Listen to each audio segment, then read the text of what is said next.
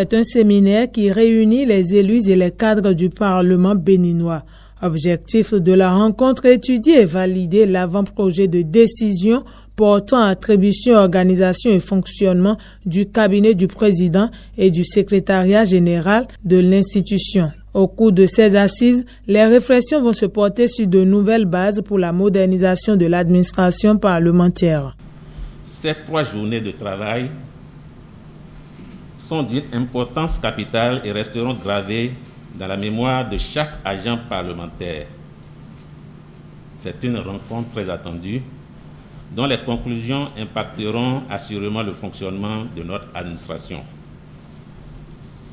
En effet, après plus de 2 décennies d'application, la décision 98-367 du 6 août 1998 portant attribution, organisation et fonctionnement du secrétaire général de notre institution a révélé ses limites tant structurelles qu'opérationnelles, limites qui constituent en fait la preuve de ce que ce texte nécessite un toilettage pour l'adapter aux exigences d'un Parlement moderne que le président de l'Assemblée nationale, avec l'appui des membres du bureau, s'évertue à mettre en place depuis le début de cette législature.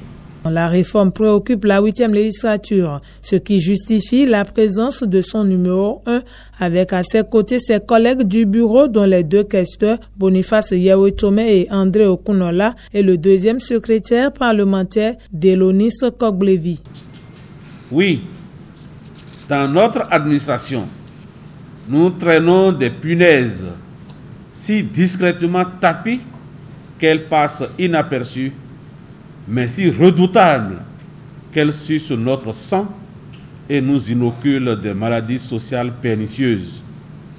À l'occasion de mon discours d'investiture, je disais, je cite, « Notre respect de l'éthique dans tous nos comportements fera sans doute tache d'huile dans l'ensemble de la classe politique et même au-delà. » Ma conviction est que notre rencontre peut et doit apporter une contribution de qualité à l'effort d'édification d'un Parlement moderne.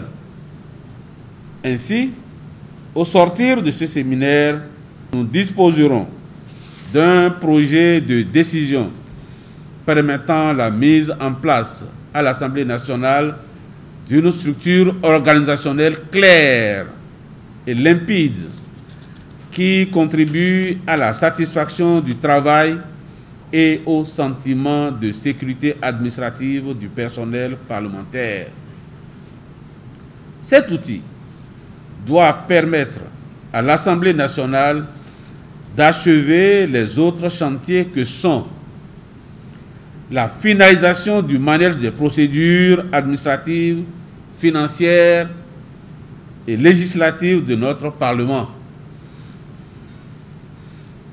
la relecture de la décision numéro 99-134 ANPT du 28 avril 1999 portant approbation du statut du personnel parlementaire,